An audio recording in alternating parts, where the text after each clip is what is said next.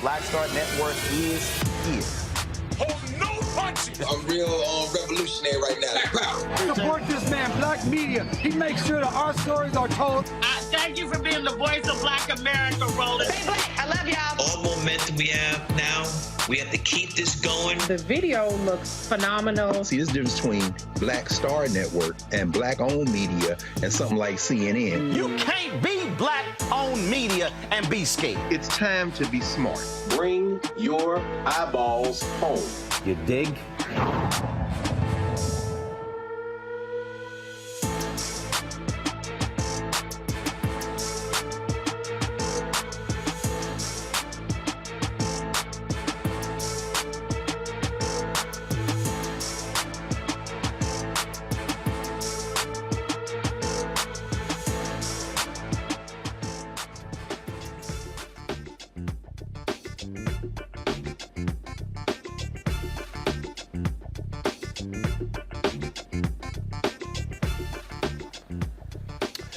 Hey folks, today is Friday, February 17, 2023, coming up on Roland Martin Unfiltered, streaming live on the Black Star Network from Salt Lake City. I am here for NBA All-Star Weekend. We'll be talking about the 5 former Memphis police officers who have been indicted on murder charges of killing Tyre Nichols. They have appeared in court. They all pleaded non-guilty today in their first court appearance. We'll show you exactly what took place in the courtroom and what Tyre's mother had to say following the court hearing. Texas Republicans, I've been warning y'all this. Republicans are doing this. They now want to take all ballot drop boxes. That's right. Take from state campuses. They don't want, listen to me again, they don't want any polling on college campuses in Texas. We'll talk to a member of the Texas Black Caucus about that. Also, the FBI, they are opening an investigation into the deaths of 2 black men in Harris County Jail. We'll also talk with the Texas State Representative to explain this as well. So a lot of drama happening there in Texas. And of course, Republicans are saying nothing. A white South Carolina teacher is accused of assaulting a black student from moving during the Pledge of Allegiance. We'll talk to the students' parents and their attorney about this strange story and how they are trying to hold the school accountable. Also, COVID-19 has impacted African Americans and Hispanics more than anybody else when it comes to long COVID. We'll talk to a cardiologist about the new findings showing the racial disparities in COVID. Folks, it's that and lots more to cover. It is time to bring the funk. I'm Roland Martin Unfiltered on the Black Star Network. Let's go. He's got it. Whatever the miss, he's on it. Whatever it is, he's got the scoop, the fact, the find. And when it breaks, he's right on time and it's rolling. Best believe he's knowing. Putting it down from sports to news to politics. With entertainment just for kicks, he's rolling. It's on go, y'all. It's Roland Martin, rolling with Roland now. He's funky, he's fresh, he's real, the best, you know he's Roland Martin.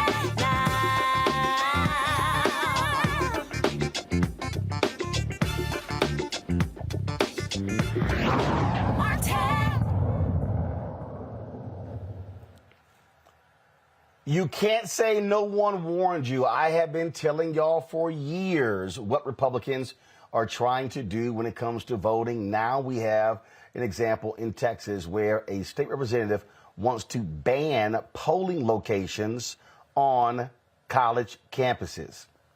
Yeah, that would include flagship universities like Texas A&M, the University of Texas. Yeah, seriously, y'all. Now, this is what now a similar bill was filed as well. Now, this bill would require county commissioners' courts to designate a polling location on state-funded college and university campuses with a student population over 8,000. Now, that's one bill. Well, another representative filed another bill where the Texas County Commissioners Court would be prohibited from designating a polling location on an institution of higher education. If passed, this would apply to all public junior colleges and general academic teaching institutions that are state-funded in Texas. Yeah. Now, both bills have not been selected by consideration from the committee, but it's real clear what the impact will be. Joining us right now is Texas State Representative Ron Reynolds. Glad to have you here, Representative Reynolds. I mean, this is what I have been warning people for years. They are targeting white voters. Now, yes, they're also targeting black and Hispanic voters as well. But we saw this happen in Bryan, Texas, where Texas A&M, let's be real clear, is a conservative university. The folks there in Brazos County tried to remove the polling location, claiming it wasn't getting a lot of turnout, which was an absolute lie. It was an absolute lie. It was one of the highest polling locations in the entire county. Republicans do not want to see young voters who likely will vote Democrat casting ballots. That's what this is all about. Brett, it's great to be back on your show. And you're absolutely right. Republicans are afraid of young voters, just like they're afraid of black and Hispanic voters. Texas is a majority-minority state. The 2020 census showed that 95% of the growth was because of Asians, blacks, and Hispanics. And then we got voter suppression, Jim Crow 2.0, which, you know, we fled to D.C. to try to fight. And Congress, unfortunately, didn't get it done because of the damn Senate and the filibuster. But I digress. Here we are where Representative Isaac, a Republican, is doing her best to make sure that college kids can no longer vote on campus, which is Prairie View, Texas Southern University. They've been utilizing that at TSU. And UT, Austin, is a big polling site for young people. Representative Hinojosa, the first bill that you read was a bill to increase polling locations on college campuses. And Representative Isaac's bill is just that. It's anti-democratic. It's another form of voter suppression. And this is the Republican playbook in 2023. If we can't beat them by ideas, we will beat them by making it more difficult for them to vote. And again, you know, what you're saying is they want to be able to say, hey, if Republicans are controlling the commissioner's court, this is one way to exercise the power. That's just simply what it boils down to. And I've been warning folks for years. And I told some civil rights advocates in the Congressional Black Caucus Foundation, AOC, probably 2011, 2012. I said, hey, I think we're making a mistake by only talking about voter suppression specific to blacks and Hispanics. I said then, we better start sounding the alarm to these young white folks to say they also are targeting you. This is what this is all about. Roland, you're absolutely right. I'll tell you, go back. When Obama won in 2008, 2010, that was the first time that we had the voter ID bill. Why? Because we had a record number of college students voting and being able to use their college IDs. Guess what? They eliminated that ability. So no longer in Texas can you use a college ID to vote, no matter if it's state issued by the University of Texas, Texas Southern, any college ID, you cannot use it to vote. But guess what? If you got a concealed handgun license, yes, you can use that. If you have a passport, you can use that. But college IDs, sorry, you can't use it. So that was the first iteration of it right there. And then it's gotten progressively worse. So you were right to sound the alarm bell. A lot of people didn't see this coming. I would not be at all surprised, Roland, if my Republican colleagues passed this legislative session, because they know that they control the U.S. Supreme Court and it would likely be upheld. They know that they need to continue to chip away and make it more difficult to vote in Texas because African Americans, Hispanics, and Asians are voting more likely Democrat. And instead of trying to appeal to them with new ideas, they're doing their level best to make it more difficult to vote. So this is the latest effort of voter suppression. Instead of making it easier to vote, like online voter registration, online voting, and things like that, they're making it more difficult to vote. Easier to purchase guns, harder to vote. Indeed. State Representative Ron Reynolds, I surely appreciate it. Thanks a lot. Thanks, Brad. All right, folks, got to pay some bills. I'll be right back. Roland Martin Unfiltered right here on the Black Star Network.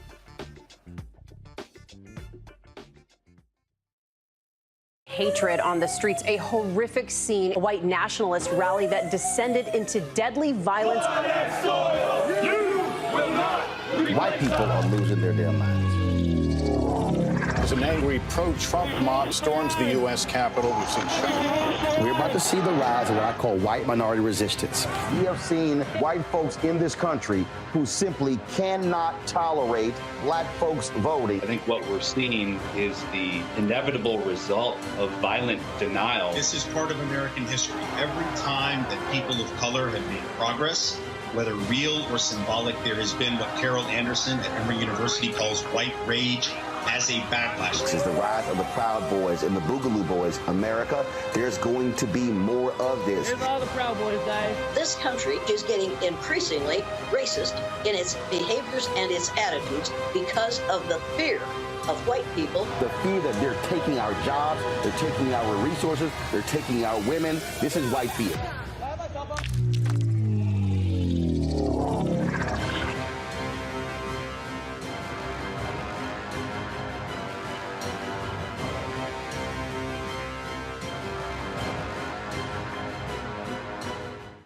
Pull up a chair, take your seat. The Black Tape with me, Dr. Greg Carr, here on the Black Star Network. Every week, we'll take a deeper dive into the world we're living in. Join the conversation only on the Black Star Network. Hi, I'm Anthony Brown from Anthony Brown and Group Therapy. Hi, I'm BB Winans. Hey, I'm Donnie Simpson. What's up? I'm Lance Gross, and you're watching Roland Martin Unfiltered.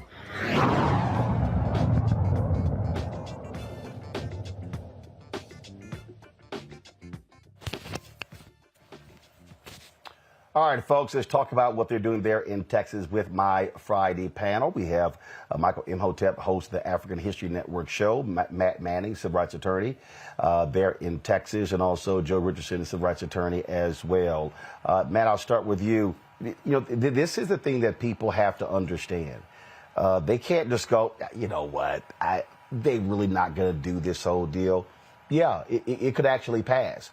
Because, again, what Republicans are trying to do is they are trying to lay the groundwork to steal elections. They saw what happened with the Roe v. Wade decision. They saw young voters turn the GOP away in 2022. If it was not for young voters, you would not have had Democrats being able to withstand what should have been a red wave.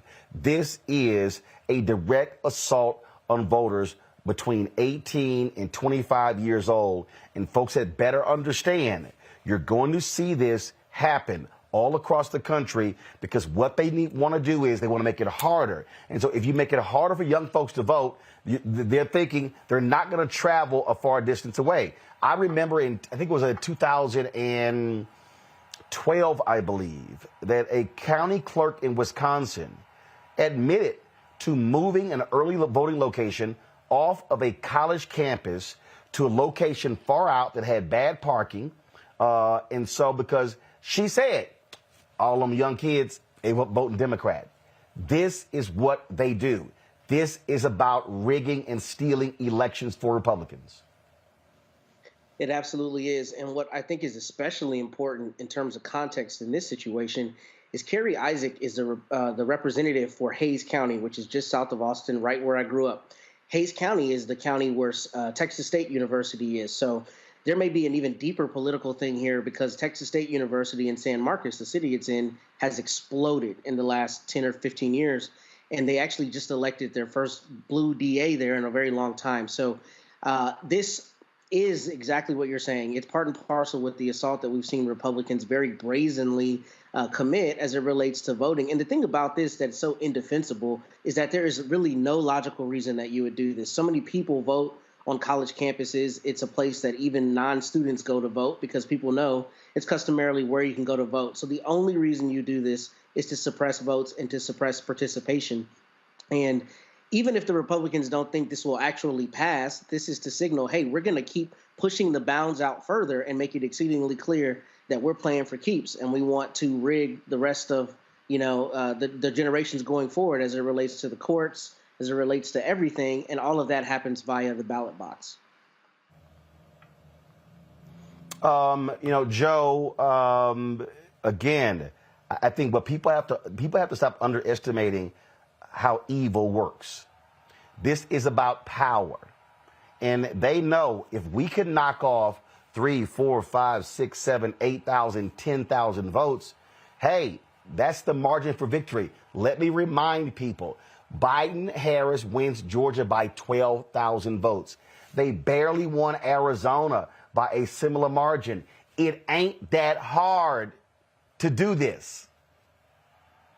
Right. And, it's all about dividing and conquering. And one of the things that you want to be able to do, the power of suggestion is very prevalent here. What they want to do is suggest to you, young voters, suggest to you, young voter of color, that you shouldn't be voting by just making it more difficult. Things in the media, things that are said, you see what's happening in Florida, even with, degrading the importance of African-American history. They want to suggest that you don't belong and that your voice doesn't count. But at the same time, they got to make it harder for you to vote because, in fact, your voice does count. And if you make it heard, they're going to be outnumbered. So they're not going to win on numbers. They're not going to win on ideas. And divide and conquer is getting harder because there's more people to divide and conquer because they're getting ready to get outnumbered.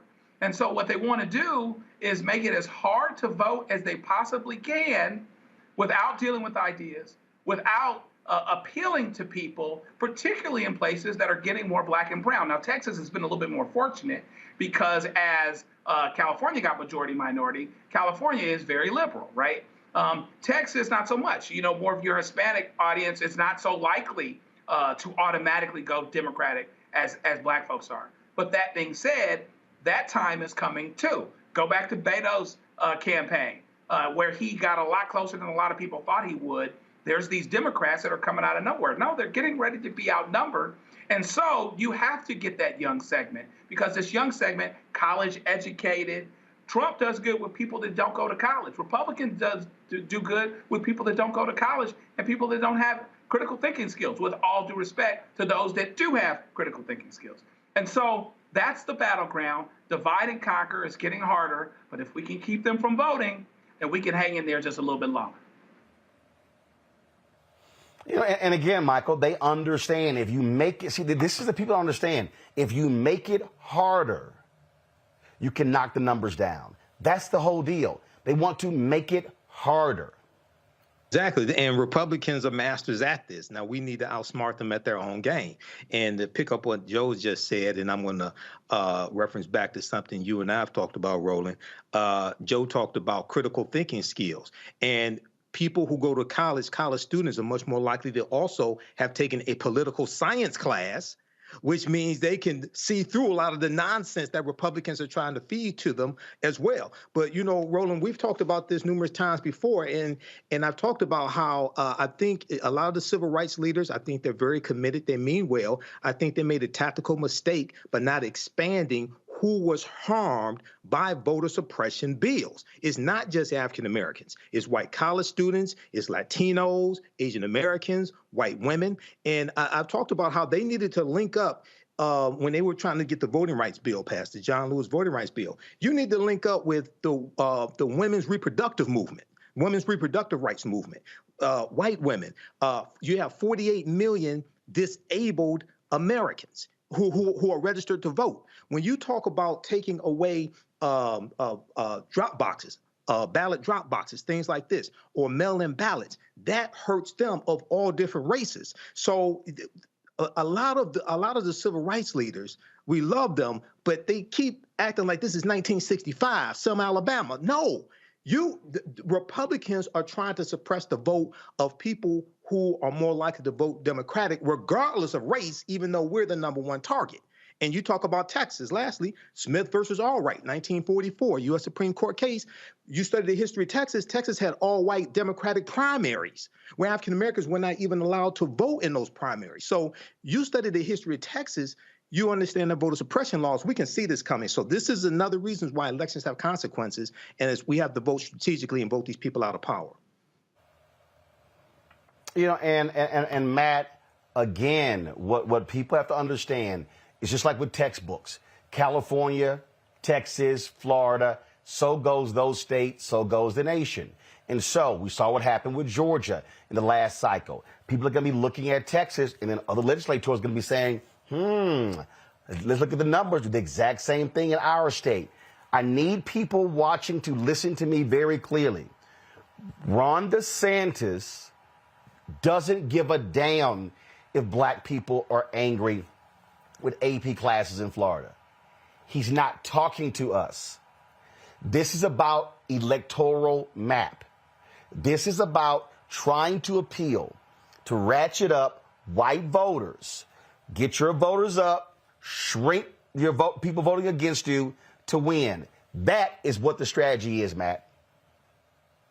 That's the exact strategy. And in addition to that, what's happening with Ron DeSantis, and particularly here with Greg Abbott, is they're trying to do that against each other to try to, get their level up for when they run for president, because we know Greg Abbott is likely going to run. So you're exactly right. And they're not speaking to us, and they don't care. And we're going to continue to see attacks on more and more things that they've identified as being woke, or being identified with the black community, or being identified as something that they think middle-aged white people who they're trying to speak to are offended by. And they're going to continue trying to attack those things to not only further marginalize us, but to further build that galvanized base for when they decide to run for president. So I think with Greg Abbott, kind of indicating, we all know that he wants to run for president. Ron DeSantis, it's just going to get worse, and it's going to continue to run up to the election. We're going to see them trying to out-crazy each other, frankly, to prove that they're the more conservative person. Indeed. All right, folks, hold tight 1 second. I got to go to a break, folks. Don't forget to support us by downloading the Black Start Network app, Apple phone, Android phone, Apple TV, Android TV, Roku, Amazon Fire TV, Xbox One, Samsung Smart TV. Watch us on Amazon News. If you got the Amazon Fire TV, go to Amazon News. Our 24/7 streaming channel is right there along with everybody else. So you can catch us right there every day, 24 hours a day on Amazon News. We'll be right back.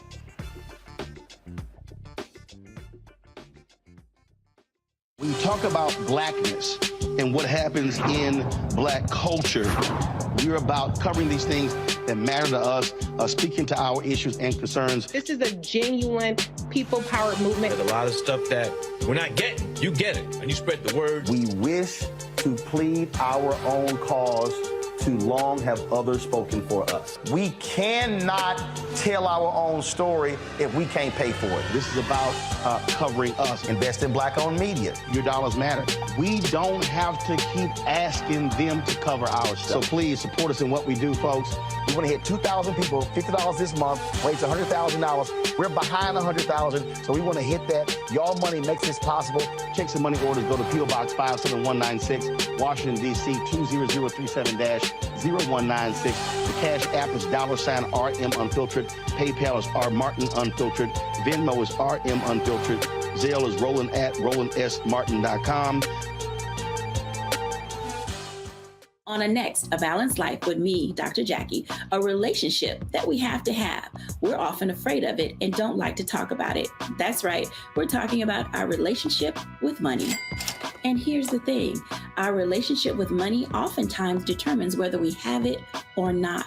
The truth is you cannot change what you will not acknowledge. Balancing your relationship with your pocketbook. That's next on A Balanced Life with me, Dr. Jackie, here at Black Star Network. Hey, I'm Donnie Simpson. Hi, I'm Eric Nolan. I'm Shantae Moore. Hi, my name is LaToya Luckett, and you're watching Roland Martin Unfiltered.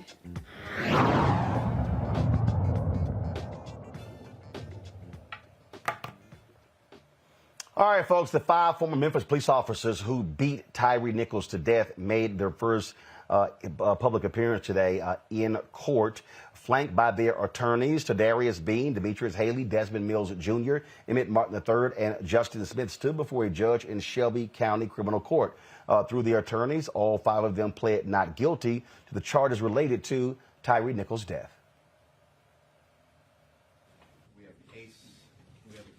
Item number 2300241.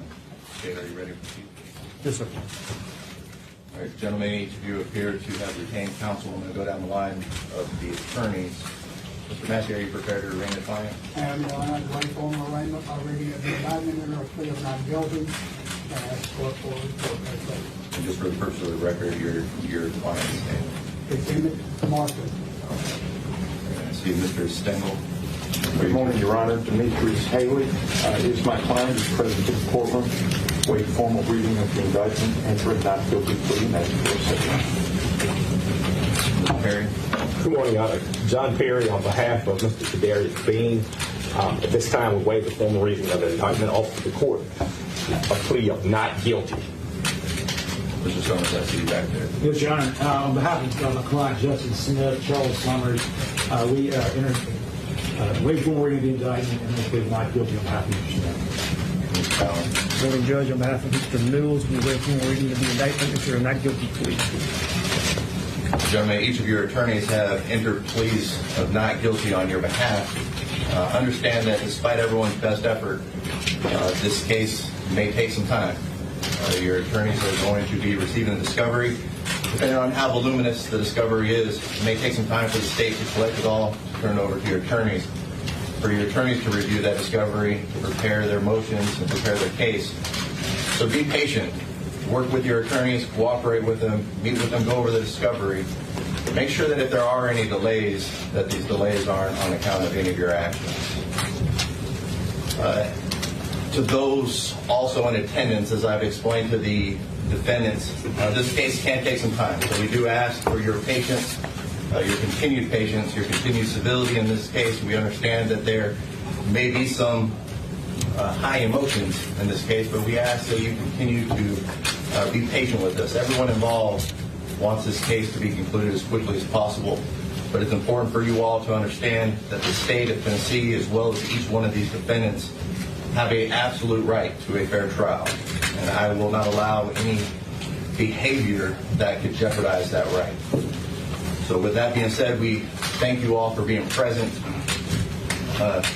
State, understanding that there may be some discovery that needs to be collected, we are going to continue this case out a little bit further to make sure that the discovery is concluded. We're going to reset this matter until May 1st, 9 a.m. State, is there anything else? Your Honor, the only other thing on behalf of the state is I have a protective order as to each of the defendants to allow certain digital discovery video evidence to be provided. Any objection by any of the counsel?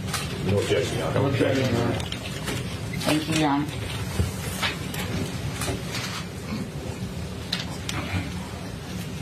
Ms. Massey, is there anything else on behalf of your client? No, Your Honor. We did file our motion for discovery this morning. All right. Mr. Ballin, anything on behalf of your client? No, Your Honor. Mr. Perry? No, Your Honor, but we did file a motion for ill particulars pursuant to Rule 7C, Tennessee Rules of Criminal Procedure. Mr. Stengel, anything on Nothing further this morning, Your Honor. Thank you. All right. Mr. Summers? Nothing further on behalf of this morning, Your Honor. All right, gentlemen, we'll see you back here May 1st on that day. And we will now excuse the defendants and their defense counsel. We're asking everyone else in the courtroom to remain in the courtroom, remain seated until you're excused. And with regard to everybody else, I would let the court know that the family is here. $400. Thank you. You all are excused. Thank you.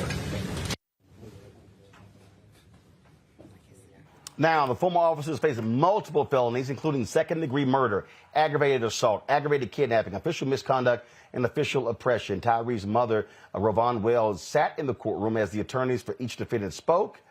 Afterwards, she said they're nothing but cowards.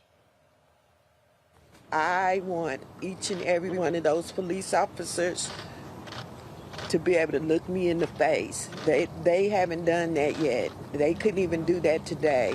They didn't even have the courage to look at me in my face after what they did to my son. So they're going to see me at every court date, everyone. Exactly. And until we get justice for my son. Now, the 5 former officers are all out on bond. They'll appear next in court on May 1st. Joe, the thing here, I saw a lot of people on social media going, where are the white cops? Where are the others? First of all, remember, these 2 have been charged with a different crime. Other folks have been fired. So people need to understand. Again, that's why you saw these 5 appearing in court today. They were hit immediately with the second-degree murder charges.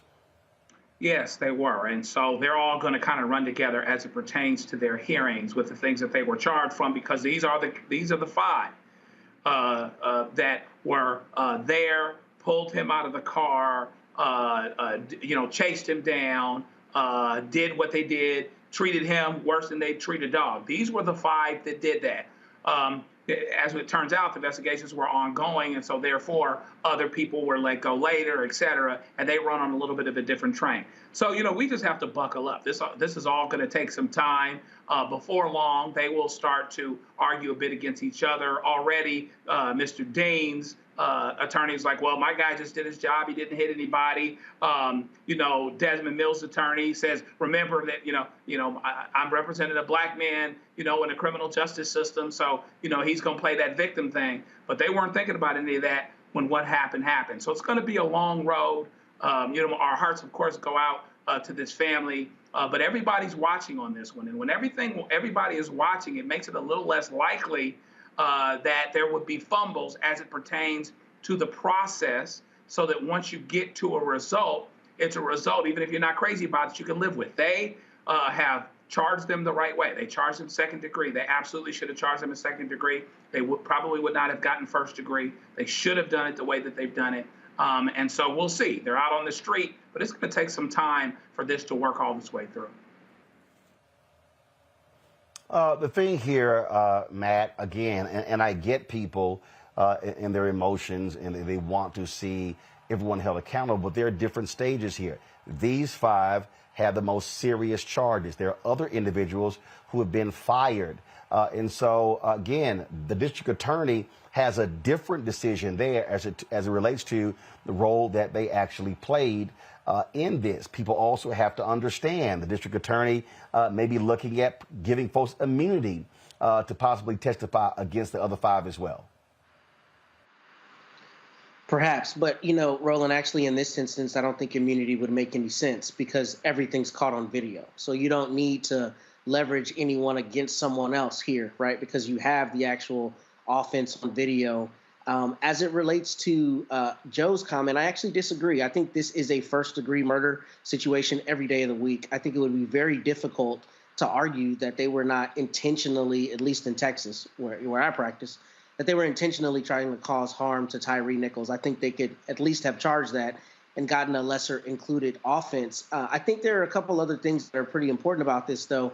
This really brings up a question about a few things. First, the ability to get a fair trial in the age of everything being publicized. I mean, I'm a lawyer. I'm sitting here talking about this instance. I'm also a criminal defense lawyer. And these days, it's difficult to get a fair trial. So this is interesting because I'm wondering when the lawyers are going to start playing that card in terms of getting a fair trial. And I think that's why you heard the judge say that.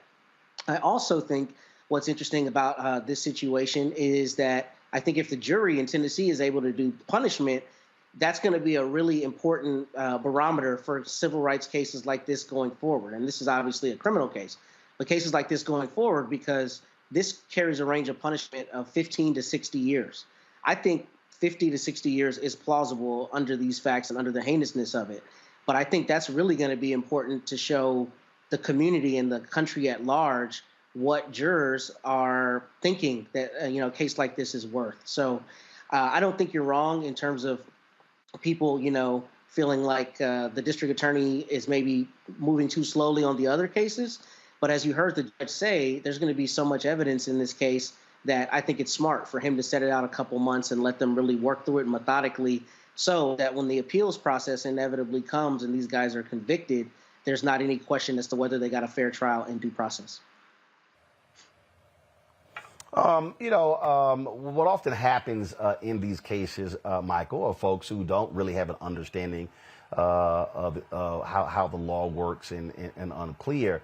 I remember when I was in Texas and people were yelling for first-degree murder charges for the officer who killed Botham Jean. And Ben Crump was trying to explain to people, hey, you need to understand when you're demanding something, you don't actually know how the law works in different states in terms of what the penalties are. And so I've had other lawyers say that what we might think is a lower charge actually might carry a higher penalty. And again, it's just understanding how the law works. And again, for folk who don't do this every single day, they don't fully get that. You're right, Roland. They don't get it. And one of the things they don't get is the reason why these 5 officers were charged first, because these were the 5 officers who had both scenes. There were 2 incidences that took place that night.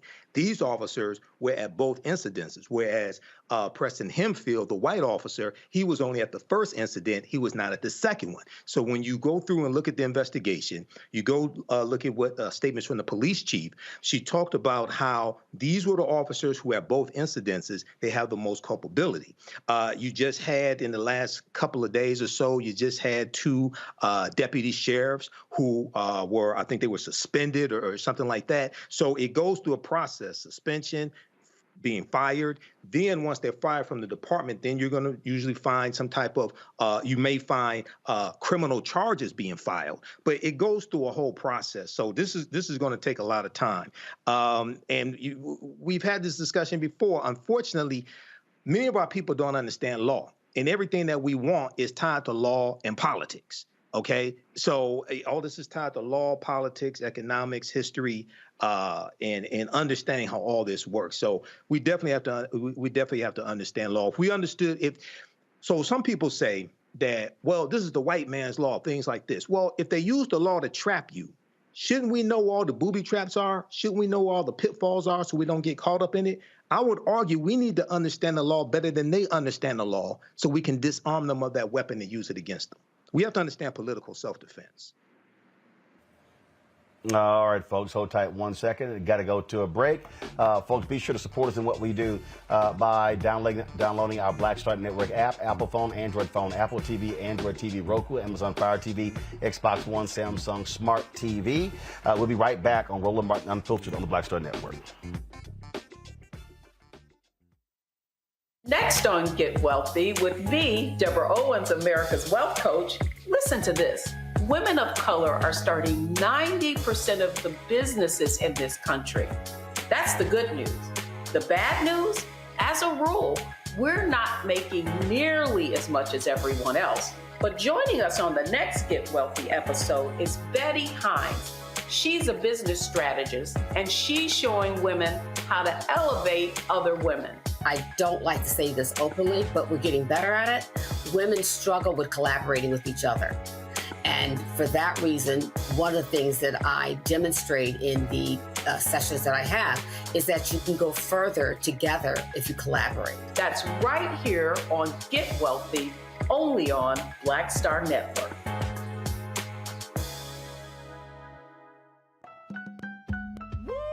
We're all impacted by the culture, whether we know it or not. From politics to music and entertainment, it's a huge part of our lives, and we're going to talk about it every day right here on The Culture with me, Faraji Muhammad, only on the Black Star Network. I'm Deborah Owens, America's Wealth Coach, and my new show, Get Wealthy, focuses on the things that your financial advisor and bank isn't telling you what you absolutely need to know. So watch Get Wealthy on the Black Star Network.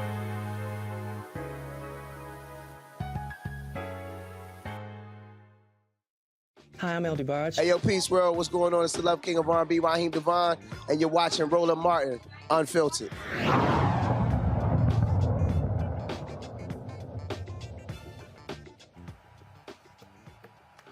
All right, folks, let's go to South Carolina, where a South Carolina freshman says that a teacher attacked her in the hallway because she was walking during the Pledge of Allegiance. Now, the teacher is still working.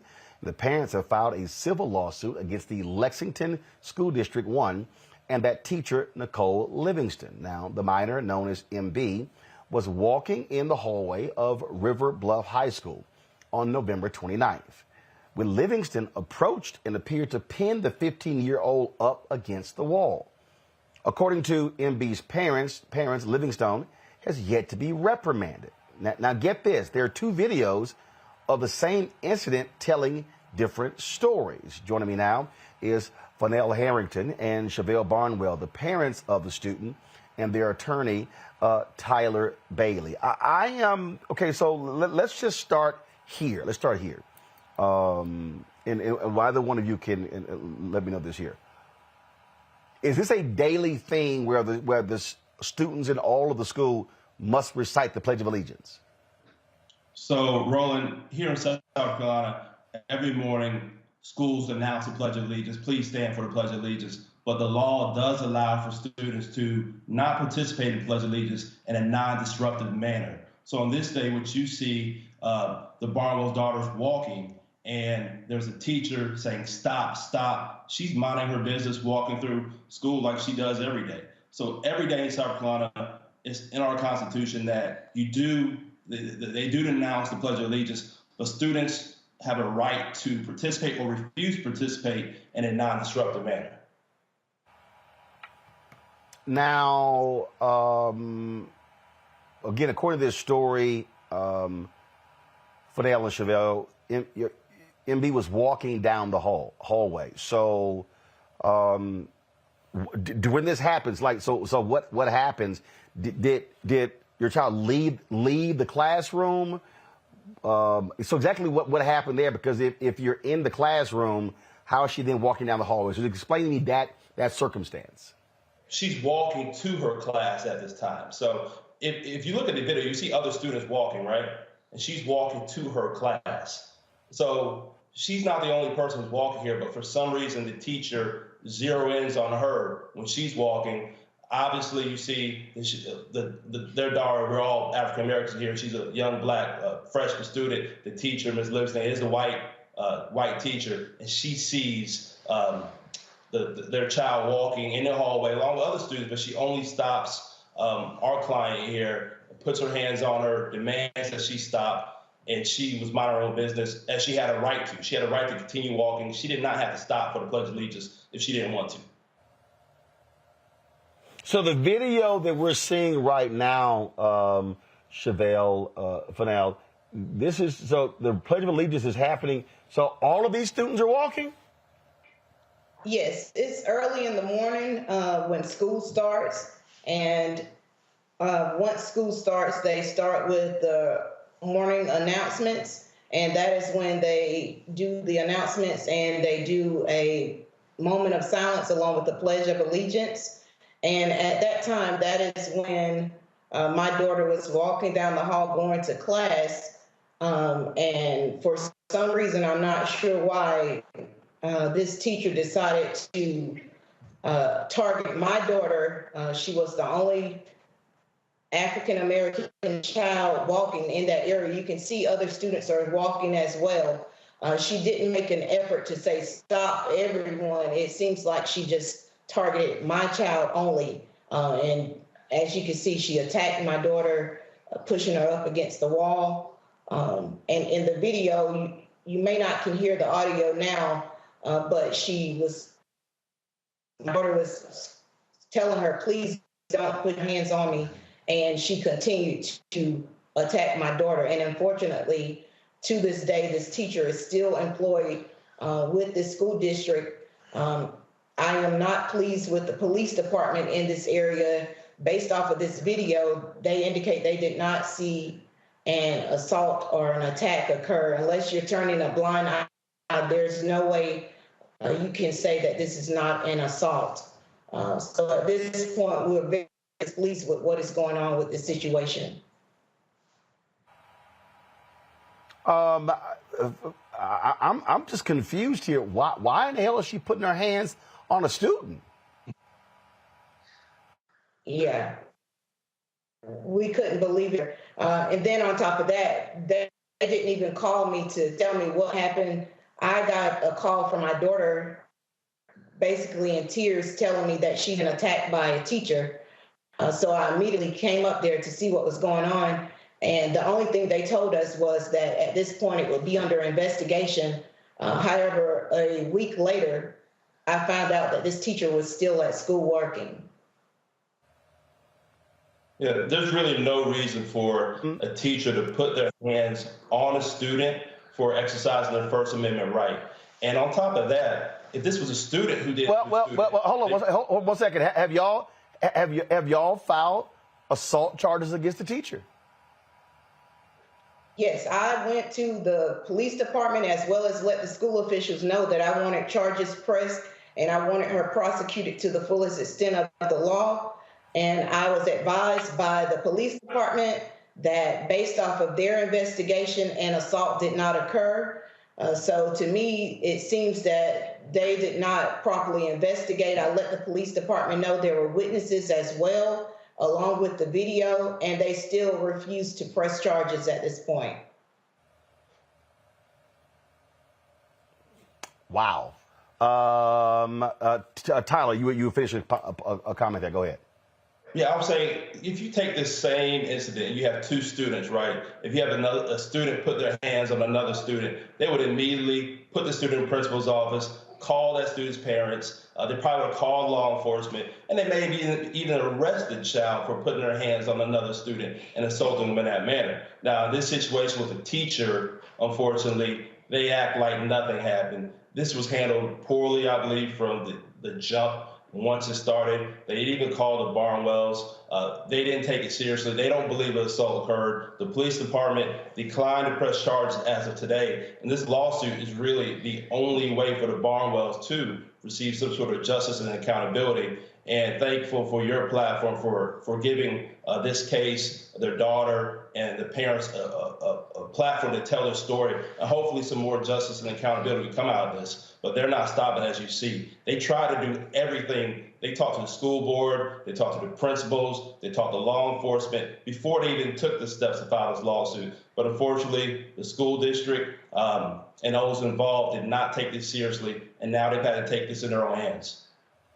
And I would also like to add to Mr. Tyler Bailey that when we went to the school, the principal said that he didn't condone the teacher the way that she handled it.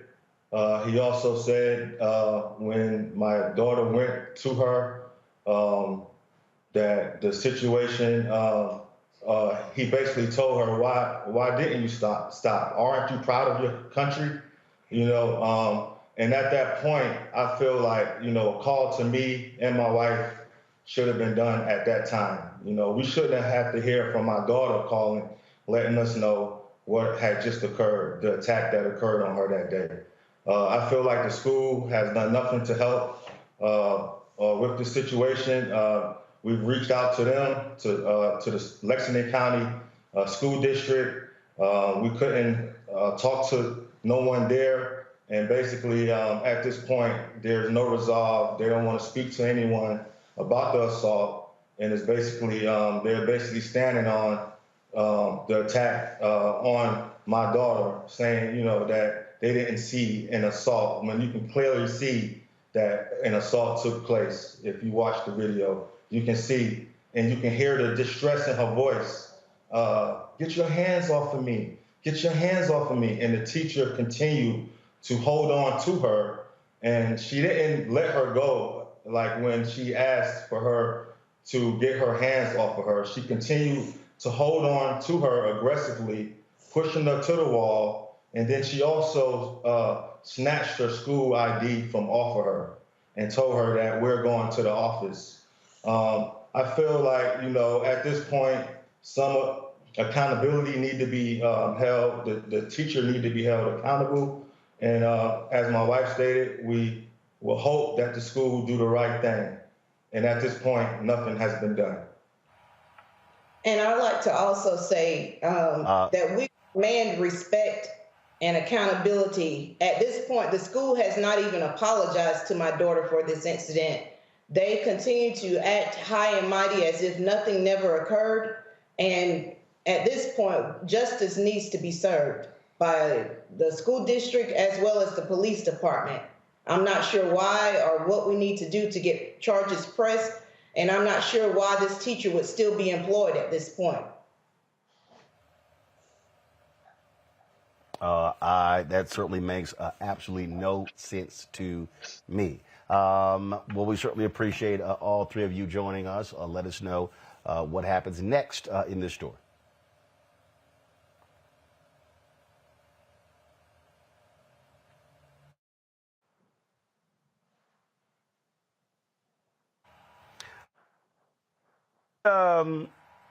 It's crazy to me how these folks respond,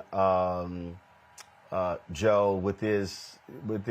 So you just gonna make somebody do the Pledge of Allegiance, and you gonna put your hands on a student? Oh yeah. That trust me. That'll be. I remember I had a middle school teacher, Miss Hart, accused me of using drugs because my eyes were red, and she had to security search me. So man, I got home, told my dad. My dad said, "Go get all y'all millennials and Gen Z folk." My dad said, "Go get the phone book. Y'all used to be having a thing called the white pages, so you couldn't just Google it." And so I went and got the white pages, brought it back. He called the school. He called for the principal, Mr. Broussard, and said point blank, he said, "None of my kids have ever used drugs. I fully expect her to apologize tomorrow. And if my son comes home tomorrow and tells me she has not apologized, I will be in your office in 15 minutes. That's right. You better say that. He said, do you understand what I'm telling you? He said, and then what happened? I went in the next day. Ms. Hart was apologizing.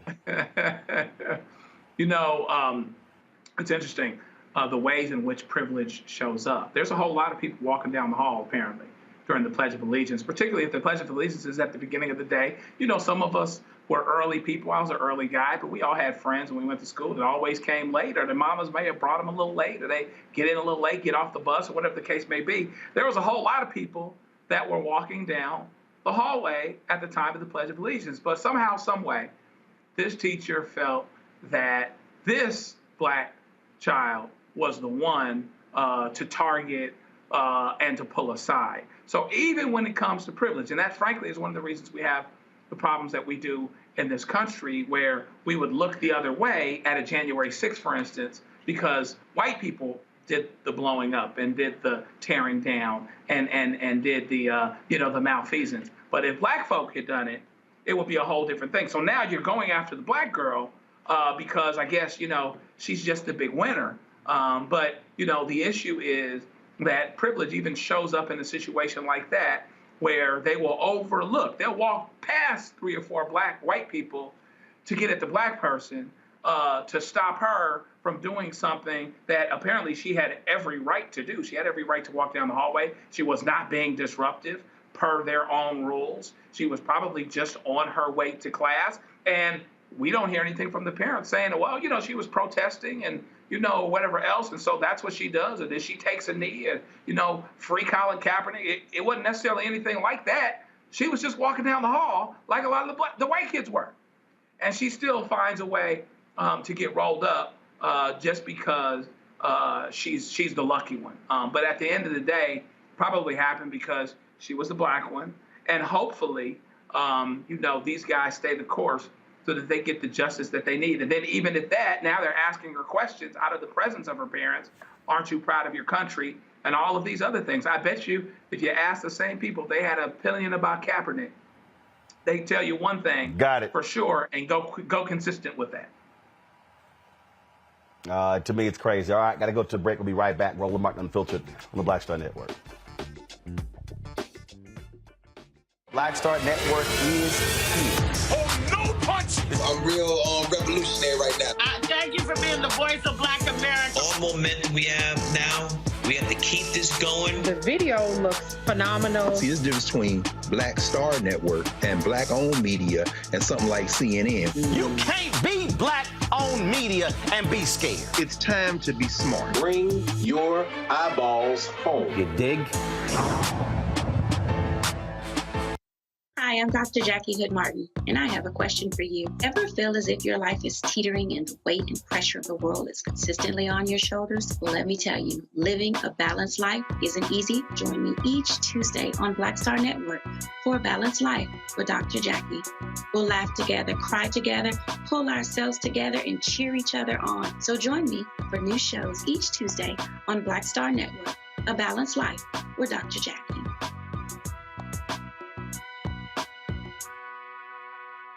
Most people think that these television shows that tell stories about who we are as black men, and then they paint these monolithic portraits of us.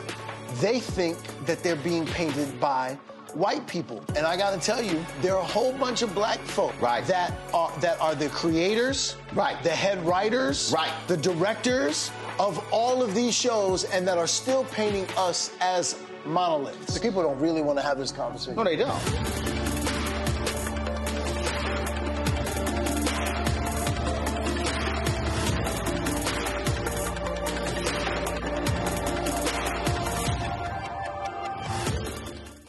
Hi, everybody. This is Jonathan Nelson. Hi, this is Cheryl Lee Ralph, and you are watching Roland Martin, Unfiltered.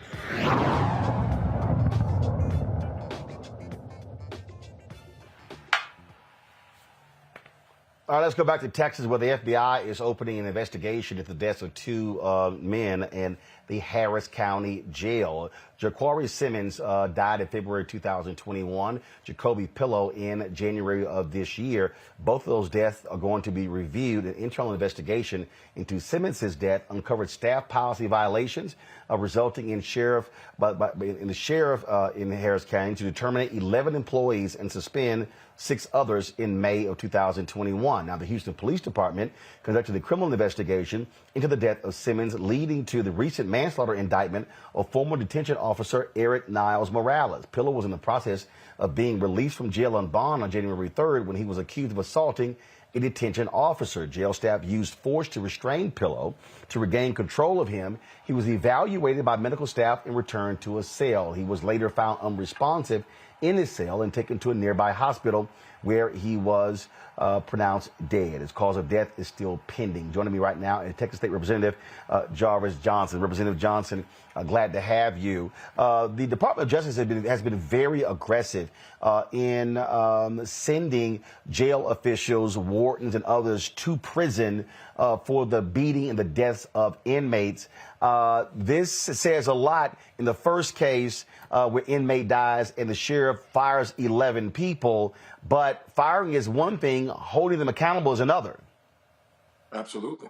And when you start to see this happen more and more often, then you'll start to see that these officers have more restraint. They have more conscious about what's happening. And I think what we have in this country is a systemic image problem when it comes to certain individuals. When you have people that are in prison and you have law enforcement that simply want to take the law into their own hands to be the judge, jury, and executioner all at the same time, by simply assuming that everybody is guilty simply because they're sitting in jail, and then treating them inhumanely. And so as a member of appropriations, as we deal with the money, and as vice chair of Homeland Security, one of the things that I'm going to be looking at this year is looking at law enforcement and looking at some of the consequences that go along with them. I support law enforcement 100%, as all of us do, but we have to send a clear and strong message to those that want to take the law into their own hands and treat people as they see fit, as opposed to what the law says. And so we're going to move forward, and we're going to move quickly to make sure that we send,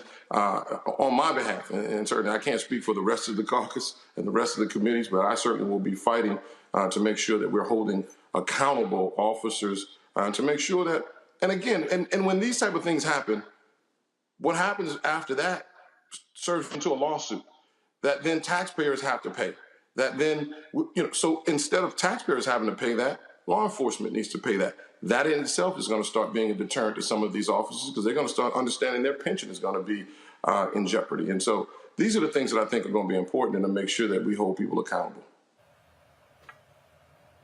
When you talk about, again, holding accountable, I remember, again, growing up in Houston, and the name Justice William Wayne Justice is just seared into my head. It was a federal judge who oversaw the Texas criminal justice system for a very long time because of widespread abuses in the prison system in that particular state.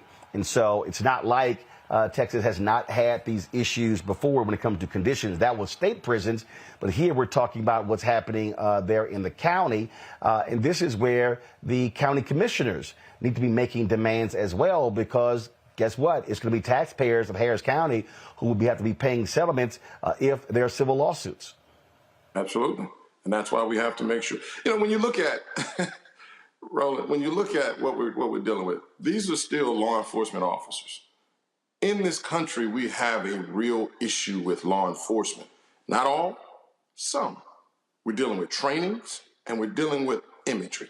We're dealing with how some of these officers are trained and then the imagery that they have perceived to be what they think that they should be doing to go out and then do this on their own, to handle the law and take the law into their own hands. We have to get a handle on that.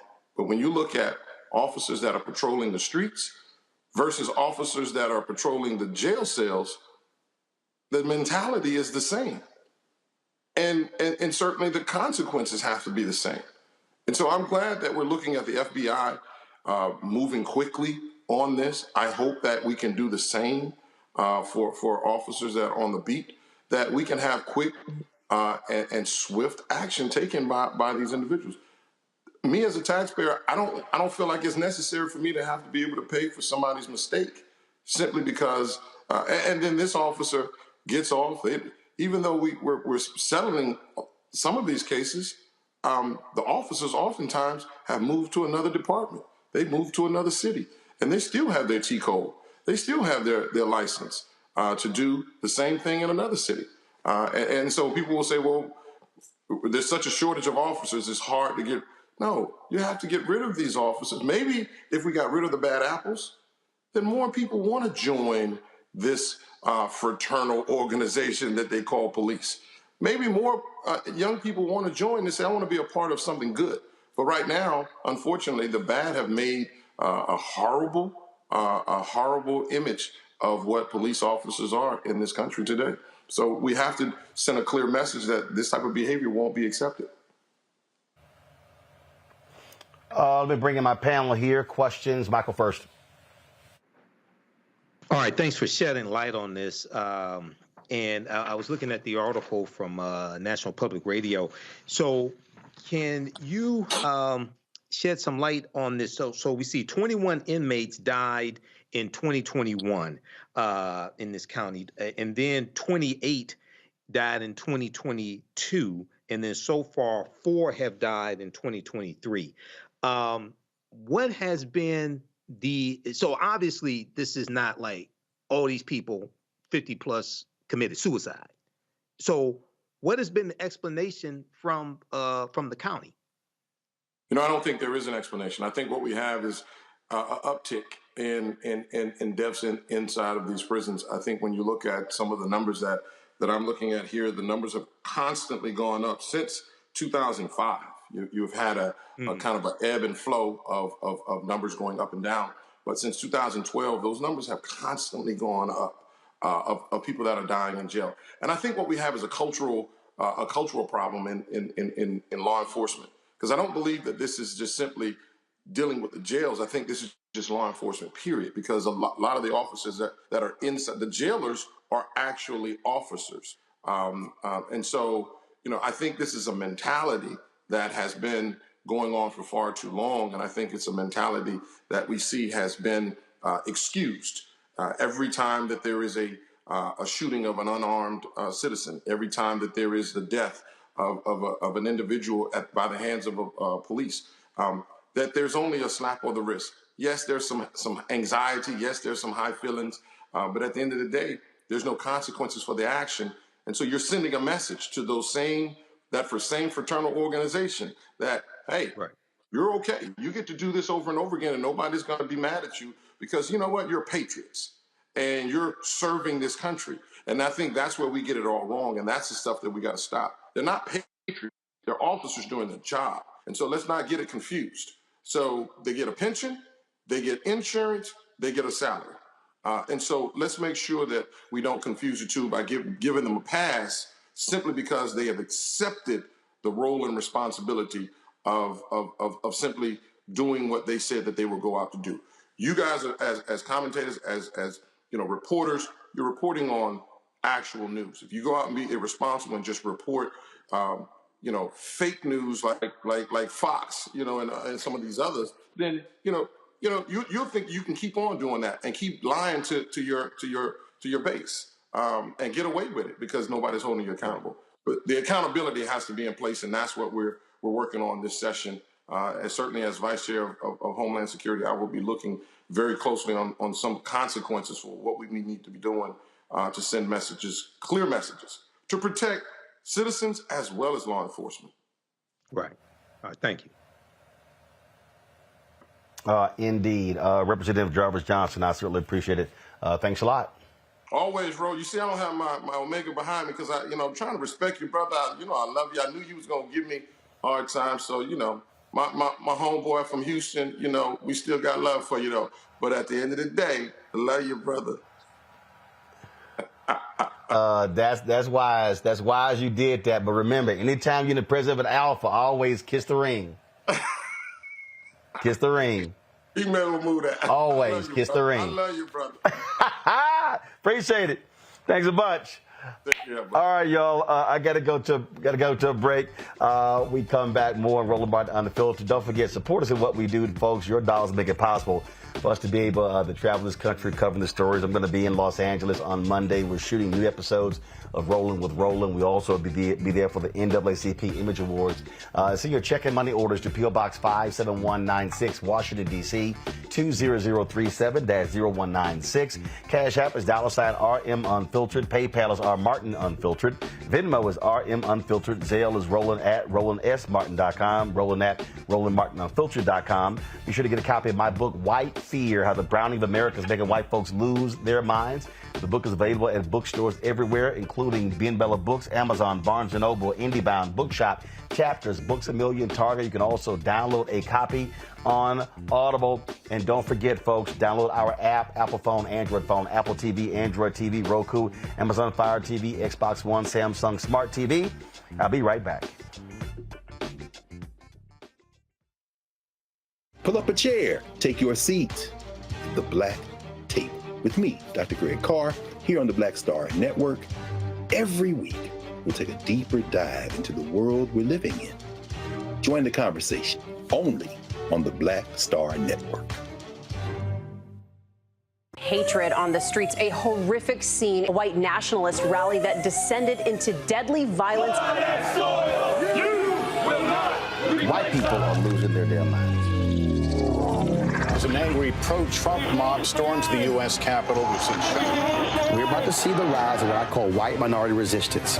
We have seen white folks in this country who simply cannot tolerate black folks voting. I think what we're seeing is the inevitable result of violent denial. This is part of American history. Every time that people of color have made progress, whether real or symbolic, there has been what Carol Anderson at Emory University calls white rage as a backlash. This is the rise of the Proud Boys and the Boogaloo Boys. America, there's going to be more of this. Here's all the Proud Boys, Dave. This country is getting increasingly racist in its behaviors and its attitudes because of the fear of white people. The fear that they're taking our jobs, they're taking our resources, they're taking our women. This is white fear.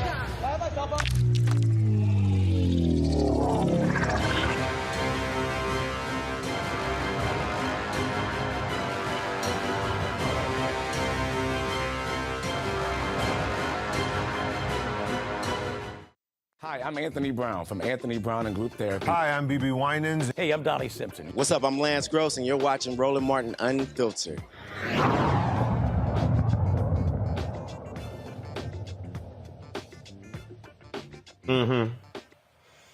New research from the National Institutes of Health shows Black and Hispanics are being impacted at a higher rate for long COVID.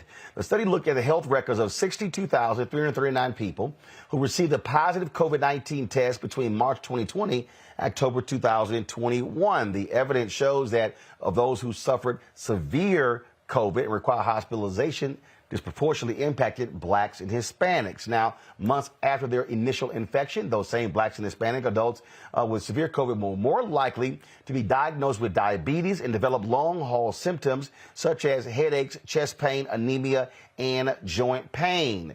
Black adults are more likely to have blood clots as well as malnourishment.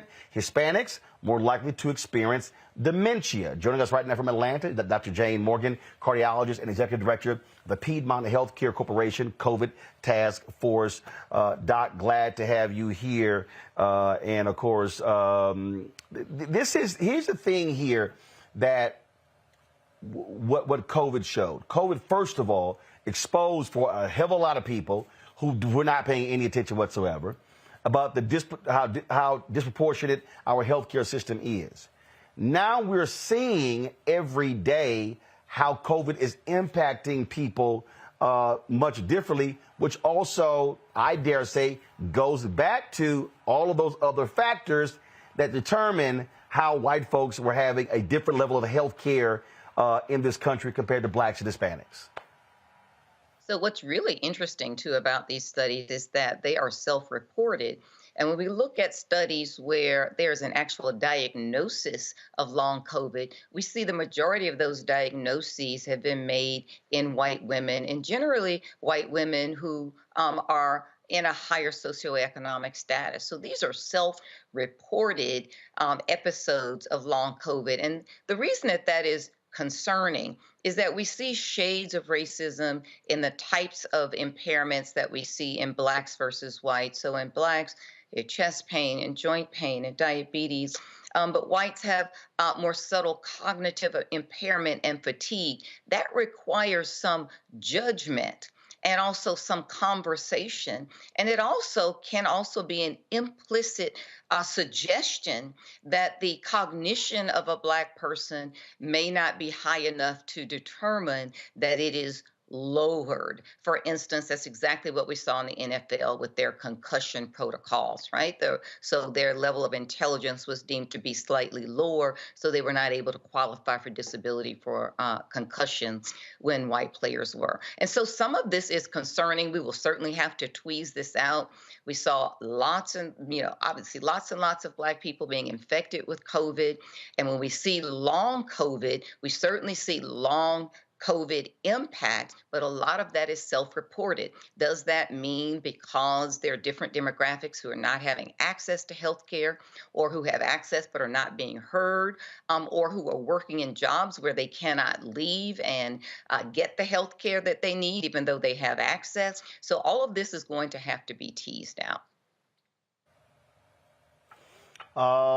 Indeed. And I think look, people also have to understand this, and this is where I think many of these nutcases on the right don't really understand what's going on. Folks like you are learning new stuff every single day.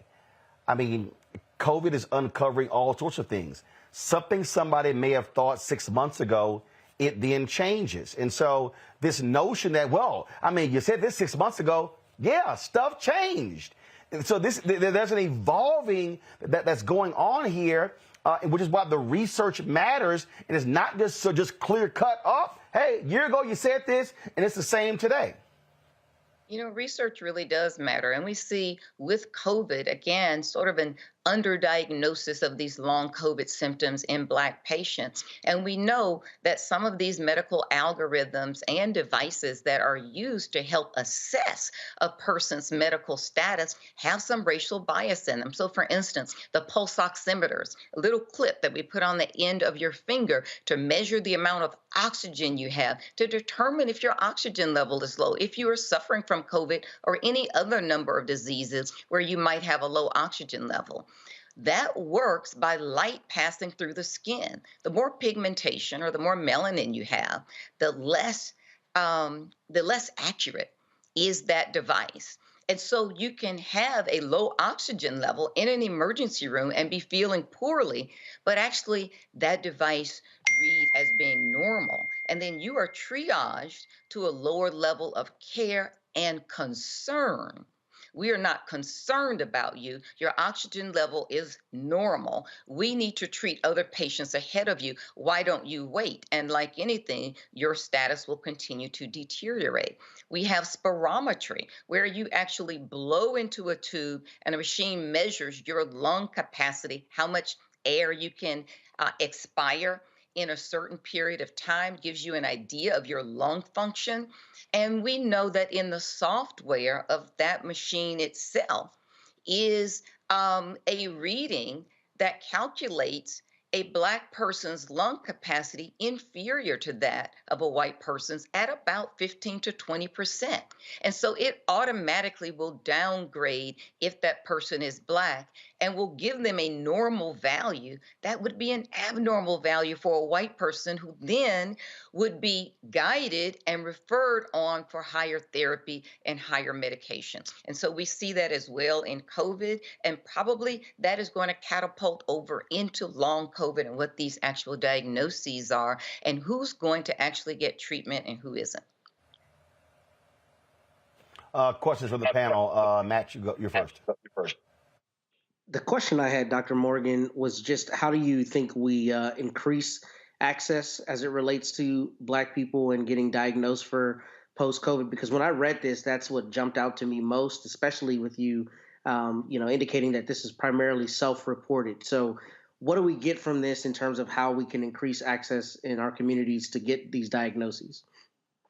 A couple of things. We need to advocate for ourselves, but we also know, and certainly in a paper that I published 2 years ago, looking at a number of COVID patients, we certainly know that the type of insurance that you have actually matters, right? That's going to determine whether or not you have access to generics, whether or not you'll need permission to see a specialist, how many visits you'll actually get with that specialist. So insurance, unfortunately, in this country is tiered, and it does make a difference between what type of health care you receive and what type that you don't.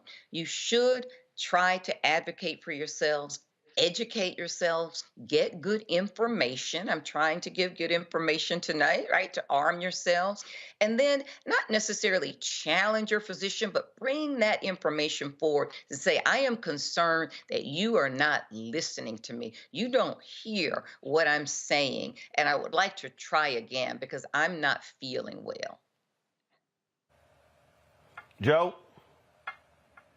Dr. Morgan, thanks so much for being here. I really appreciate what it is that you're doing. I wonder, we had the question about how we advocate for ourselves. How well do you think in the medical field itself, there is a recognition that these biases take place? And I'm sure you must feel like, you're trudging in quicksand all the time and sound like a broken record in terms of the things that you're pointing out. But how well is this known and recognized as an issue by people in the field themselves, in the medical field, and how outcomes are affected by insurance, et cetera, and how perhaps these other biases come in a way where two people that look different have a different tiered diagnosis, different tiered treatment? How much recognition is there of people that are in the field that are actually making these decisions that set some people on these roads and other people on other ones? And so there are some areas that are gaining ground faster than others. One of those is kidney function. We have something called the eGFR, estimated glomerular filtration rate. It is a calculation that lets us know how well your kidneys are functioning. The higher that value, the better your kidney function. Well, in those formulas, there are generally two main formulas that we use to make those calculations, and it's done in the pathology lab. Those formulas both have a multiplication factor for African Americans. It's actually called the AA factor, African American. And so at the end of the formula, if you are Black, there is a multiplication factor that artificially increases that value, that makes your kidney function appear better than it is. We finally have gotten recognition from that from the National Kidney Foundation in 2021, in September of 2021, and they recommended that these formulas no longer contain this factor. And just this month, a year and a half later, it has been determined that Black people, by using this eGFR formula, were delayed access to kidney transplant list, because you have to have a certain degree of disease in order to qualify for these transplant lists. Well, if the formula that they're using always artificially makes you appear healthier than you are, then you're actually deteriorating, but not able to get access to that kidney transplant list. And all medical facilities have been notified that they have within 1 year to now both identify and contact Black patients who should have been on these kidney transplant lists. So really, it's no longer a matter of how long have you been waiting on this transplant list. The question is, how long have you been kept off of it? Wow. Great. Thank you, Doctor. Michael. Hey, Dr. Morgan, thanks for this valuable information. In April of 2021, CDC Director Dr. Rochelle Walensky stated that racism was a serious public health threat. Okay, and she talked about how COVID-19 disproportionately impacted communities of color. So when we look at your research here, we look at the information from the National Institute of Health, talk about understanding racism as something that's systemic. Talk about how those two relate, number one. And number two, what are some things that you recommend that can be done to fight against how the African American community is disproportionately harmed by COVID-19 and long COVID? So many lessons. Doc, that's a lot Mike wants you. Oh, Doc, that's a lot Michael wants you to do, but you got by 30s. No, Mike, I got this. Doc, you got 30 seconds. That's my point. I know you got 1, 2 things, but we got 30 seconds left in the segment. Doc, go. So many things to unpack during COVID with regard to lessons learned. One of those, though, is early in the COVID, when we saw the Alpha, the Beta, the Delta surges, we saw disproportionate impact in Black communities. And that was because, by and large, we were unable to step away from jobs. These are jobs that were, we call them essential workers. You live in multi-generational households, don't have access to pharmacies within 5 miles. We saw that pendulum swing in the last part of the COVID pandemic, where we see the majority of people now hospitalized and dying are white, and this mostly because of the type of ideology that they're following. And so COVID is a great lesson in what our societal, infrastructural, racial construct is here in the United States. All right, then. Doc, I got to do this here. So you had a birthday, what, about 5 days ago? And you didn't think I was going to do this. Come on, y'all. Come on, hurry up. Yeah. Oh, yeah. So you posted this. You posted this on your Twitter account. You like, well, you know, I might take it down. I was like, no. So look. So now, was this from the party, or was this from a previous party? That was at the party. I had a surprise birthday party my sister threw for me. So this was at my party. All right, then. Well, first of all, happy belated. And then see, even though if you try to take the photo down, well, this going to live forever with us showing it there. So that's why I want to go ahead and do that. Yeah, and you can see in the background, you see my oldest son, Omar Jimenez. He's the CNN national correspondent back in the background there. All right, then. Well, look, happy birthday, and I hope you had a great time there. Thanks a lot for coming on. Thank you. I appreciate it. Bye. All right, folks, I have you on YouTube. Hit the like button, y'all. We should easily be at 1,000 likes. I don't know why I have to do this every single day. Y'all should log on before you start commenting. Hit the like button so we can go ahead and hit 1,000 likes. Do that. So when we come back from break, we should be at 1,000. All right? I'm going to the break. I'll be back in a moment. On a next, A Balanced Life with me, Dr. Jackie, a relationship that we have to have. We're often afraid of it and don't like to talk about it. That's right, we're talking about our relationship with money. And here's the thing, our relationship with money oftentimes determines whether we have it or not. The truth is you cannot change what you will not acknowledge. Balancing your relationship with your pocketbook. That's next on A Balanced Life with me, Dr. Jackie, here at Black Star Network. When you talk about blackness and what happens in black culture, we're about covering these things that matter to us, speaking to our issues and concerns. This is a genuine people-powered movement. There's a lot of stuff that we're not getting. You get it, and you spread the word. We wish to plead our own cause. Too long have others spoken for us. We cannot tell our own story if we can't pay for it. This is about covering us. Invest in black-owned media. Your dollars matter. We don't have to keep asking them to cover our stuff. So please support us in what we do, folks.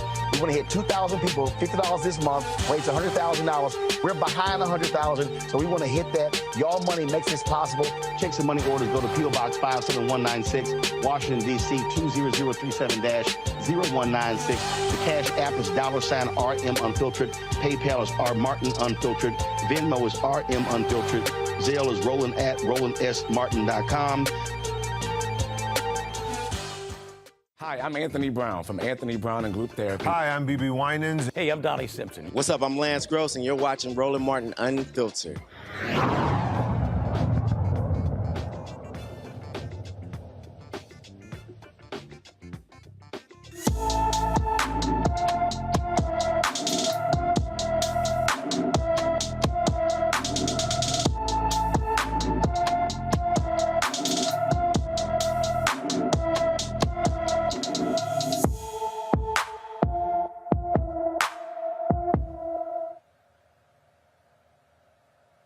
Dominic Addison has not been seen since December 27th.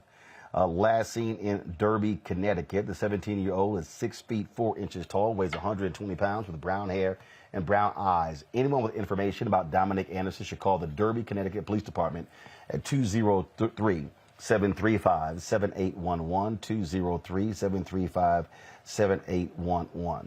The family of an unarmed 20-year-old black man killed in his bed in Columbus, Ohio. They filed a wrongful death lawsuit against the officer who shot him. Donovan Lewis was shot and killed by Officer Ricky Anderson on August 30th. When officers arrived to serve a warrant at 2 in the morning. The family wants Anderson fired. He has been on the payroll since the fatal shooting. A 21-page complaint does not include the city of Columbus because the family believes the city needs to be sued in federal court. The white man in Kansas City, Missouri, suspected of kidnapping black women has been indicted. Timothy Hazlitt Jr. has been indicted on several charges related to the kidnapping and rape of a 22-year-old black woman. In October, a woman who escaped from Hazlitt's home told police she had been held captive for about a month. She said her friends did not make it out, meaning Hazlitt killed him. Prominent black Kansas City community leaders voiced their concern about several missing black women, but they say police ignored their pleas. The investigation continues into the allegations other women were involved. This story out of Missouri, folks, is just unbelievable.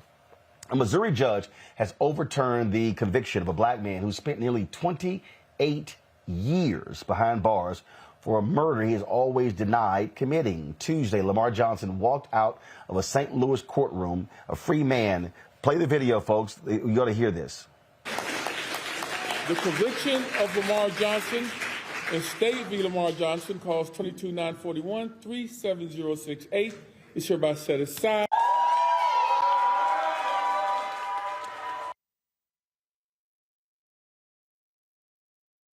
And the judge, David Mason, ruled 2 witnesses provided clear and convincing evidence Johnson was innocent. He had been convicted of murdering Marcus Boyd in 1994.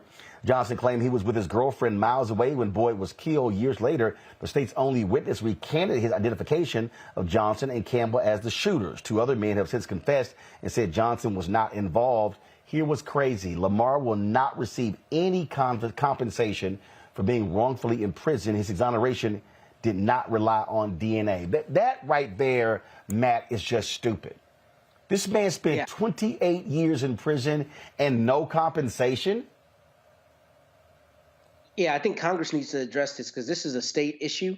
And in Texas, for instance, if you know the story of Richard Miles, very similar story. I went to a seminar that he did not long ago. And what I learned there was that in Texas, if you even get an award, they can basically tax you for the time that they spent incarcerating you, even though it was wrongful. So to that end, Congress has to address this because what people need to know who are listening to this case is actual innocence means the judge, and in this case, the prosecutor, shout out to Kim Gardner, who's been embattled and has done good work in that area nonetheless. The prosecutor said, we looked at this case and the evidence is not there. So this isn't a matter of he won on a technicality. He won because he should win because the evidence shows he's not guilty of the offense. So the reason that's important is it's kind of just insane that we as a society have not required that everybody in this instance get compensated at a fair amount. And the state should not be paid back for putting you in prison improperly. So this is a good story, but it's a sad story because this brother lost 30 years of his life. And this is precisely why I do not believe in the death penalty, because we get it wrong too often. There are too many people, too many Lamar Johnsons who have lost their life behind false accusations or faulty evidence or, malice on the side of the police. And we never get them back. And this is precisely why I think the death penalty is problematic, because stories like this show us that it happens. And unfortunately, it happens too frequently that cases do have faulty evidence. It just, to me, talk about 28 years, Joe. And these legislators kind of like, yeah, okay, no, I'm fine, whatever. Now, okay, go start your life. I mean, I need people to understand when you're talking about almost 3 decades. It's interesting. I'm here in Salt Lake for the NBA All-Star Game. This is 2023. The last time I was in Salt Lake City was for the Olympics in 2002. That was 21 years ago. This man was in prison an additional 7 years. Yeah, he was in prison since around the Olympics in 1996. And so he's been in prison for a long time. And the most valuable commodity that we have, I think, is time. And he lost so much of it. And so there shouldn't be this technicality that if we got it wrong for this reason, if DNA is what uncovered it, then we'll pay you. And if it wasn't for some other reason, then we won't. Fundamentally, this gets back to how we value people that are human beings who may be in prison. And in this case, didn't even make a mistake warranting them getting in prison. And to Matt's point, this happens far too often. For every one of this brother, there's probably 10 or 15 of them back there with the same situation and just aren't able to undo it. And so we have to be able to address this somehow. But fundamentally, this often exonerates black men. This often exonerates, and every time, of course, it would exonerate somebody that's in prison, right? Who on some level in society's eyes is devalued anyway. And so, the sympathy and the urgency is not there to change this, because the fact of the matter is, in order for the urgency to be there to change it, this would have to be undone often enough that it would actually shake the foundations of the criminal justice system, because the biggest suggestion in the system is that, by and large, the system gets it right. And the system, by and large, doesn't necessarily get it right, and it certainly doesn't get it right as often as it needs to. Michael. Yeah, I echo Matt. I'm against the death penalty because it's disproportionately used against African Americans, especially African American men. When we look at this case here, progressive St. Louis Circuit Attorney Kim Gardner, she agreed with the Innocence Project and she filed a motion in August of 2022 seeking Lamar Johnson's release. And you would not have an attorney, Kim Gardner, without people voting her into office. Okay, so once again, this goes back to the importance of voting the right people into office. And you have those in the state legislature, like Representative Keisha Bosley, who are putting forth legislation to give restitution to people who are wrongfully convicted and who are innocent, things of this nature. But this is I'm good. I'm glad he's out of prison. But there are far too many cases like this, and once again, I can't stress enough the importance of having the right people in political office. Indeed. So it's just, again, I look, as Joe said, bottom line is you can't get back. You simply cannot get back time. I mean, 28 years. 28 years, folks. That's nearly 3 decades that this man has been in prison, and to say no restitution, nothing. That to me is simply an abomination, and it goes to show you what happens in this society in terms of how folks are treated. Unfortunately, many of them are indeed African American. All right, folks, I'm here in Salt Lake City, NBA All-Star Weekend. Looking forward to the various activities here. But I got to go to a break. We come back. I'm going to talk about this Clarence Thomas statue in Georgia. Boy, it was a heated discussion on the floor of the Georgia legislature where one black rep called this man an Uncle Tom. He went off on Clarence Thomas. We're going to play it for you when we come back on Roland Martin Unfiltered. Don't forget, folks, download the Black Star Network app, Apple phone, Android phone, Apple TV, Android TV, Roku, Amazon Fire TV, Xbox One, Samsung Smart TV. You can join our Bring the Funk fan club. Your dollars make it possible for us to do what we do every single day. I appreciate those of you who have joined, the people who send us emails, and folks who are stopping me here all over Salt Lake City already. And so, people see the work that we're doing, and so it is having an impact. Check and money orders go to P.O. Box 57196, Washington, D.C., 20037-0196. Cash App is $RM Unfiltered. PayPal is R Martin Unfiltered. Venmo is RM Unfiltered. Zelle, Roland at RolandSMartin.com. Roland at RolandMartinUnfiltered.com. Our goal is to get 20,000 of our fans contributing on average $50 for the year. That's $4.19 a month, 13 cents a day. Every dollar does indeed matter. Let me thank the folks who've given during the show: Frederick Davis, Sherland, Carrington. Let's see here. It's some other folks. Give me 1 second. I'm just going to pull it up here. Let's see here. Mike Konami, Dalia Byfield Williams, Cheryl Denise Flemings, Nurse Linda Whitesale, Robert Jackson, Michael Potts, Monique Taylor, Theron Lane, Joan Griffin, Darnita Lee, Dewan Rubin, Marjorie Sands, Terry Brooks, Lawrence Scott, Lawanda Bivens, Terrence Bridges, Jaquez, Roxana DeShong, Samantha Piggy, Christine, Yolanda, Donald Rush, Regina Davis, Carl Haas, Carl Lewis, Keith Jones, Big C, Anna King Cole, Chanel Foray, Ida Trier, Ruben Moultrie. Also, get my book, White Fear, How the Browning of America is Making White Folks Lose Their Mind, available at bookstores nationwide, and download or copy on Audible. We'll be right back. Hatred on the streets, a horrific scene, a white nationalist rally that descended into deadly violence. White people are losing their damn minds. As an angry pro-Trump mob storms the U.S. Capitol, we're about to see the rise of what I call white minority resistance. We have seen white folks in this country who simply cannot tolerate black folks voting. I think what we're seeing is the inevitable result of violent denial. This is part of American history. Every time that people of color have made progress, whether real or symbolic, there has been what Carol Anderson at Emory University calls white rage as a backlash. This is the rise of the Proud Boys and the Boogaloo Boys. America, there's going to be more of this. Here's all the Proud Boys, guys. This country is getting increasingly racist in its behaviors and its attitudes because of the fear of white people. The fear that they're taking our jobs, they're taking our resources, they're taking our women. This is white fear.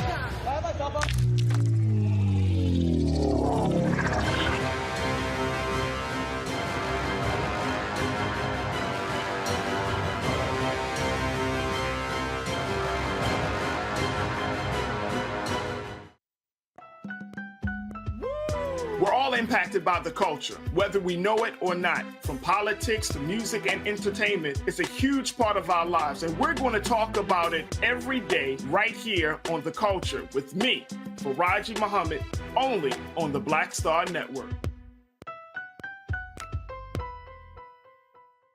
Hi, I'm Kim Burrell. Hi, I'm Carl Payne. Hey, everybody, this is Sherry Shepherd. You're watching Roland Martin Unfiltered.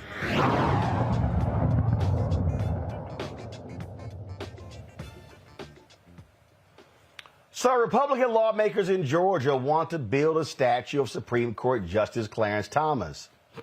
Democrats are like, we'd rather keep Confederate statues up. State Senator Emanuel Jones went off on Clarence Thomas on the floor in the legislature. Listen to this. I know it's very, very sensitive to talk about race in this body, but any time that we have a legislation proposing to place a statue of Clarence Thomas on this grounds, we cannot avoid that conversation, so I'm not going to avoid it either. In the black community, we have an expression, and I don't want to use this label too deeply here because I'm just trying to tell you what we have in the African-American community. When we talk about a person of color that goes back historically to the days of slavery and that person betraying his own community, we have a term in the black community. That term that we use is called Uncle Tom. And Uncle Tom is either a fictional or non-fictional character. I don't really know the origin of Uncle Tom, but it talks about a person who back during the days of slavery sold his soul to the slave masters. That's the story, the fiction of the story of an Uncle Tom. So when we think about a person in the black community who's accomplished, but yet policies seek to subvert, some may even say suppress, the achievements and accomplishments of people of color, I couldn't help but to think about that term in expressing my dissatisfaction with this particular legislation. Folks, as I said last year, y'all just don't get it. And I don't expect people of non-color to get the sensitivity that we feel about a person of color whose policies and practices and decisions and votes that we've rallied and fought against. Well, now, he was clear how he feels bad. Look, I don't use the term Uncle Tom. I don't use Oreo. I don't use those phrases. I can criticize somebody without using names, but I can tell you right now, I don't know that many black people who like Clarence Thomas. And I know a lot of black people. So in your first year of law school in torts class, you would learn a phrase, res ipsa loquitur, the thing speaks for itself. I would say we needn't call him an Uncle Tom because we know what the policies look like. And jokes aside, with Clarence Thomas, the problem is he's so often loud and wrong, if you ask me, on his reading of the Constitution. He's what you call an originalist. He looks at the words written in the Constitution, which to determine, his decisions, which is ironic because the words written in the Constitution originally wouldn't even have him be a full person, right? So he just seems to be loud and wrong on everything. And what we extrapolate from that is this. One, I think the Republicans in Georgia are not only playing a game of politics as it relates to parties, but with race, right? We see Herschel Walker as their candidate, and it seems like some of these state legislators are trying to, prop him up to say, see, look, it's not about race. We've got this black guy that we're calling the paragon of progress. But Clarence Thomas is made some really terrible decisions, and it's a concern, particularly when we know about the nexus between his wife and the January 6th insurrectionists and the fact that there's no recusal and no ethics with the Supreme Court. It's extremely problematic because, I mean, if you look at him objectively, he's could be an incredibly impressive person with his education and his background, but he has used it to our detriment. So I don't like to use that label, but I mean, the reality is he has not done any helping of us in his position, which is such an important position as we talk about on this show so often. As a Supreme Court justice, they set the tenor of so much of what happens in our country, and he is so often the loudest and wrongest in the position that he takes. About 90 seconds left. Joe, you got 45 seconds to go. You know, from the very beginning when he was appointed, you know, he is the one that talks about it not being about race and those types of things, but he was ready to call it a high-tech lynching as soon as Anita Hill came around. And he's been determined to antagonize us ever since. So he shouldn't be awarded with anybody's statue for sure. But it's interesting the things that Georgia is arguing about nowadays. I thought it was interesting. You don't have to call him Uncle Tom because you know what he's doing. He's living it. And so hopefully we can talk about things that are more useful in the Georgia State Legislature in the future. Michael, 45 seconds, go.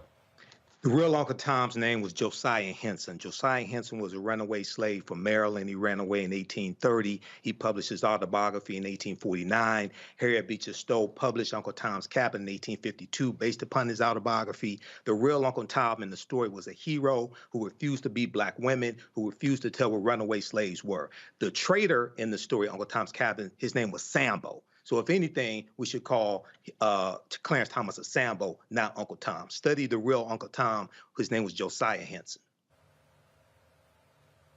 All right, then. And y'all know I do a lot of traveling around the country. Oftentimes, I would take photos of monuments to African Americans. I can guarantee you this. If Georgia erects a statue of Clarence Thomas, I ain't nowhere in hell I'm taking that picture. At all. I think I met the man twice, got absolutely no respect for Clarence Thomas whatsoever. And when he was all upset, conservatives were upset when he wasn't included in the Smithsonian National Museum of African American History and Culture, didn't bother me 1 second. Period. All right, folks, that's it. I got to go. Matt, Joe, Mike, thanks a bunch. I will see you guys on Monday from Los Angeles, where we'll be there for the NAACP Image Awards. Of course, we're nominated. We'll also be shooting episodes of Rolling with Roland. And so look at my social media stuff. We're going to have some stuff from here from Salt Lake. Looking forward to that good content as well. Shout out to Mark Tatum, Deputy Commissioner of the NBA. He's a Kappa, but glad to be a guest of Mark at NBA All-Star Game.